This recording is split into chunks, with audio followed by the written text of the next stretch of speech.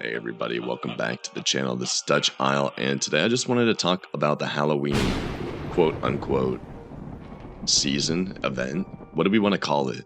I have a bad habit of calling everything an event, and it's usually like a tournament or a competition, but not really an event, right? So I don't want to call the Halloween season an event because there's nothing really going on for Halloween.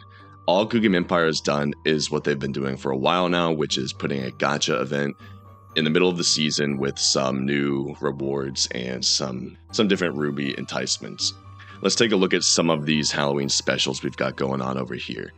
So we've got the standard, we've seen these before, Halloween decorations with some offerings.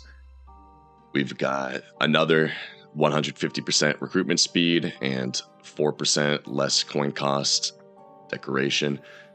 We've seen this for the last, I think, 2 years now, where they started just pumping out these decorations that do 150% recruitment speed. It's a really good way, honestly, to get higher recruitment speed in your castle, especially for free-to-play players. Now, if I recall, there are better ruby deals than this. Sometimes they do like 9,900 rubies. And yeah, you don't even get to see, if you've never spent money on the game, you don't see these Halloween specials, which I think is kind of ridiculous because you can save up all your rubies and still have nothing to spend it on because you don't even see those offers in the first place. So I figured I should mention that here if you didn't know that already. And the rest of these Halloween things are kind of all mediocre. I mean, now we can talk about the Reaper's Wrath. Same collector's event we've seen for a while now. You know, you can buy boosters in here, you can collect a certain amount of souls and get these kind of decorations once more. This one is at 120,000 souls, which, if you don't know already, this event pretty much requires you to be attacking a ton of people around your level with fake attacks that don't impact your troop count at all. So you don't actually lose anything, even if you lose, and winning, you get souls that you collect in the souls compound every day. So if you miss out on the first 1 or 2 days of this event, you're not really going to get anything. You're not going to get all the way up here without putting in some serious hours. And I remember one time I completed this, it took me probably 8 to 10 hours of just constantly clicking back to my tab and attacking more people. So, you know, be prepared. And I don't think the rewards really reflect how much work you put into it, because you get a decoration that's weaker than the ones you can get in the Halloween offers. And it's only 50% recruitment speed bonus and then 5 affluence tickets, which I don't think is a fair trade-off for your time, if I'm being honest. Lastly, we might as well just touch on the Halloween banquet itself. This time, they went with something different. They decided not to do mega decorations, which I was actually a little bit disappointed by. Halloween is my favorite holiday, and I feel like Goodgame Empire has so many resources at their disposal, and they're just not putting any innovation or any fun into the game when they could. I feel like if the ambiance of the game is matching a holiday super well, it entices people to play the game more because they're living in this environment. It's a rare spectacle where they can compete for things that they often don't get to see. But in Goodgame Empire, you just get to play the same gacha event you've done before, which is just a pay-to-play tactic. Of course, obviously, you can get good decorations and good short-term benefits as rewards because you can just buy the lollipops that you donate right here, right? You buy them here. So technically, you know, it still allows free-to-play players to do something. I don't want to spend too long talking about the gacha, but we'll go over the rewards really quickly. Many of them are the same as what we've seen previously, but as I said, they're not doing any mega decorations. Instead of like a 20 by 20 decoration, they're doing really powerful build items. And these build items give different effects, but they give a lot more effects than what we're used to seeing, right? I mean, look at this. 28 days for a bonus to melee, range, and courtyard. That's really big. And then we've got some look items right here. This one's really neat. I'm a big fan of that one. You know, we've got the army look items. Then we've got a bunch of permanent ones. And I do like how many, like the variety of them. I wish that I had gotten any of these because I have a lot of reskins for other ones.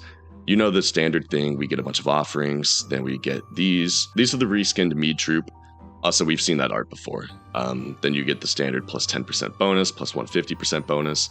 Level 2, all the rewards just go up a little bit. Now we get an additional bonus here. So now this one is recruitment speed, production, and 4,000 public order. So not that big of an upgrade. We'll just go a bit down here. This one, another really good one. Another really good one. Actually, this one, yeah, no, this one's still really good. I mean, you can see that these build items are now getting crazy buffs, plus 1 additional wave and bonus to flank in front. That is a really good build item. I don't think you need me to say that. Now, the odds of getting these decorations are, or these build items are incredibly low. As you saw, I spent $200 on the last gacha event and got no 20x20 decorations. So I imagine it's the same distribution or percentile where it's like 0.1% of people will get that. I think this gacha event really does show us where Goodgame Empire is headed, the direction, because it's showing that they're going to do crazier things with build items now, where build items are giving you additional waves, and it's kind of crazy because the disparity between whales versus smaller players is going to grow crazier. I mean, can you imagine how many troops are going to be in these attacks with all these additional waves? Imagine they introduce one more look item that has that kind of ability, and now you've got 2 bonus. I'm just saying, I feel like these attacks are going to be getting crazy here pretty soon. Not that they already aren't, even crazier. I mean, we can talk about the Nailbiter event.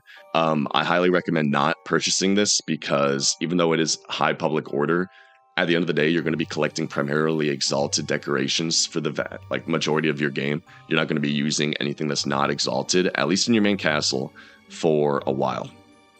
Then we've got the Spooky Hunting Lodge, same effects as what the previous decorations, what the previous build items have done. We've seen this cast before. All the decorations are the same, except now we get Edric offerings to Ludwig. And Edric is this guy. So he's common or gray, meaning he'll only have 1 ability slot, much like Tom and Alice. It's up to you if you think it's worth buying his offerings. It might be, because you can also get affluence tickets, I'm pretty sure, from these new generals. However, if you need affluence tickets, or if you're choosing between the Spooky Hunting Lodge if you're new to Mead, or getting affluence tickets, definitely get affluence tickets. It's a no-brainer. They're not in the shop now, but actually earlier today in the super sale, there were special decorations with unique effects that I believe they boosted your wall unit capacity. And these decorations were just standard 5x10 decorations, and they were also just exalted decorations that we've seen before with the Halloween art style. So I'm not really missing anything by not showing you it here. That is Halloween in Goodgame Empire. Not really an event, not really a season. The entire castle looks exactly the same. Nothing really screams Halloween unless you want to spend money or rubies on these Halloween specials, or donate to the gacha event, which is only here to get you to spend more money, right? Nothing really new and fun being brought to the game. And if they want this game to survive, they need things. They need things like reskinning the rock areas and reskinning the fields, because they have that art at their disposal.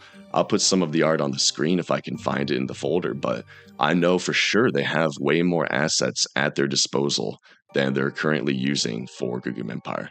And it's just a huge disappointment that things that are potentially out there that can be implemented into this game, in what seems, in my opinion, like a pretty easy update, just aren't being added because it's not going to drive profits. Even though Goodgame Empire might think it's not going to drive profits or increase the playability of their game, I feel like it's such a blunder and missed opportunity to immerse people in a Halloween event, Christmas event, an Oktoberfest event, make it a spectacle. If they have these assets, or if they can create these assets pretty easily, I feel as though immersing more players in the game and giving them more to do and more to look at, whether it's something as simple as redecorating the world map, or redecorating their inner castle, or adding filters to make things look spookier and darker for Halloween, those are the things that make players stay. Those are the things that get people to spend money in the future.